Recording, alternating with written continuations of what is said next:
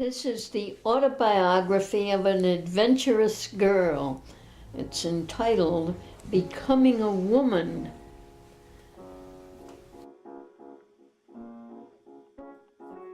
Once she was a little girl who watched her mother strap her waist into a corset and watched her take it off, release her fat belly hanging soft. And she quietly vowed that never would she look so. 1 mile it was to library where books spoke the many worlds, where she could be a man, where she could prove and carry a share of dauntless burdens. So after dinner, once a week, she ran the mile and back with books enough to last another week.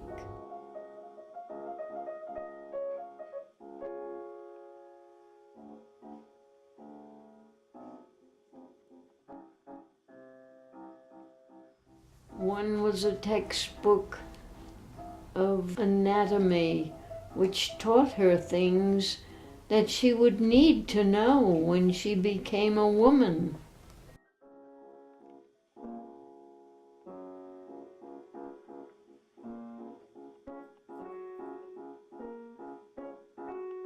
Mama told her sex is bad, but must be endured. Why could she not pay attention when Mama spoke only to help her? Was it a wonder then she determined to leave home?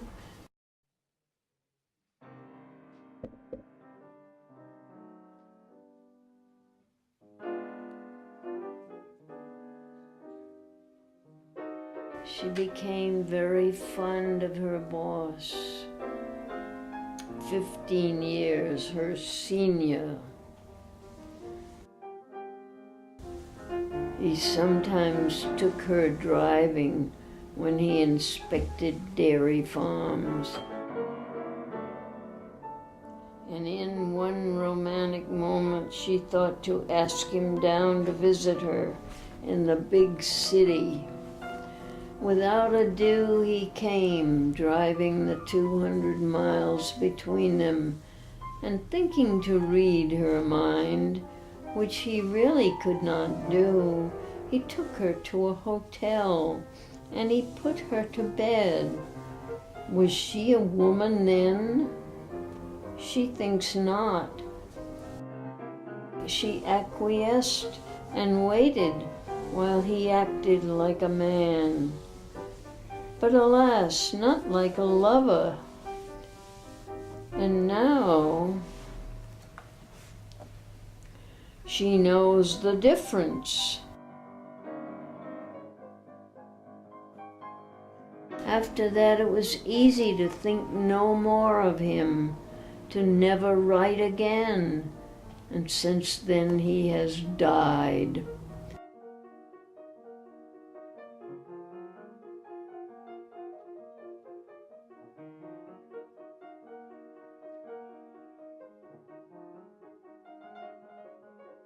Her life has been a blast of adventure, love, and opportunities beyond all dreams.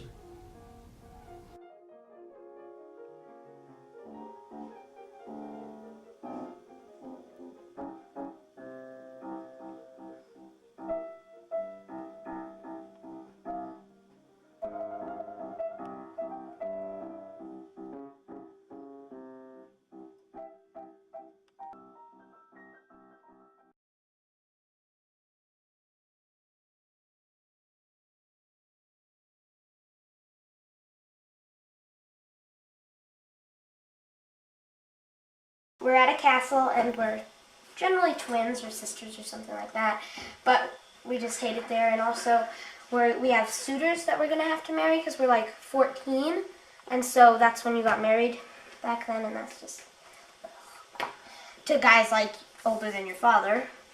So we didn't really pretend like we're telling our father that we need to get some lessons on fighting and stuff like that, just in case we need to know how to use a knife or a bow and arrow or something like that. So we practice different things. We practice with bow and arrow and battle axe and sort of martial arts sort of things, and then we generally run away.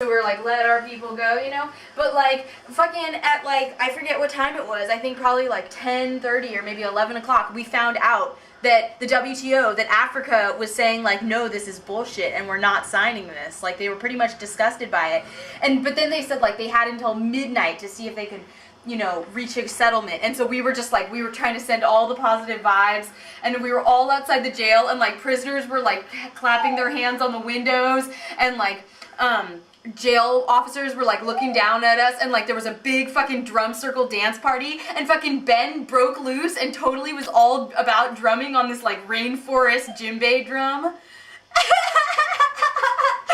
like I was like totally leading the dance party, I swear to God, like all night long till like 5:30 in the morning I was busting the dance party up. Like I got like 1 hour of sleep, and now I'm like still awake. But anyway, I'm calling you because tonight they're still having people be there for like support of the prisoners, and I'm assuming it's going to be a lot like last night. I mean, party at a jailhouse, like radical left-wing organization all night long at the jail is like so historic. I mean, it was just incredible. It was so incredible.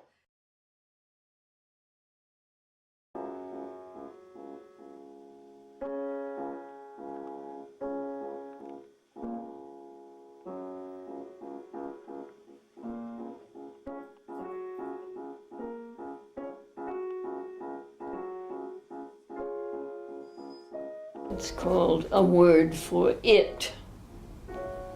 And it was written when I was 89, and it's to my husband. You are insatiable, wanting more, more, more. Is it a law of nature you obey?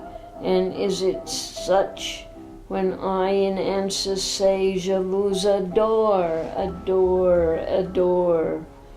We two, insatiable together, inescapable, will never ask for more.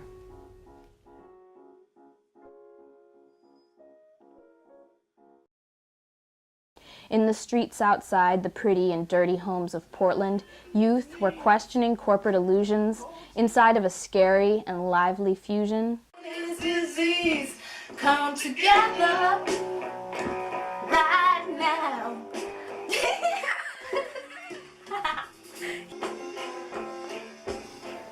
Takes a lot of courage and empathy, where they create altars from the ash, and they drown in the nooses of their cash, where they create labyrinths out of the ash. Dining on courage and empathy, that's where I'll be. That's where I'll be. Because everyone knows I'm hippie at heart, and the whole punk thing is just like my niche at this point in. Because it's like mostly what I can relate with is kids who are punk, and because most kids who are punk are like more political, yeah, and more into like more my ideals, but yeah, hippie-dom is my roots. We call each other pippies and hunks. Oh, that's nice. Man, that's looking pretty hunkish. Pretty hunkish.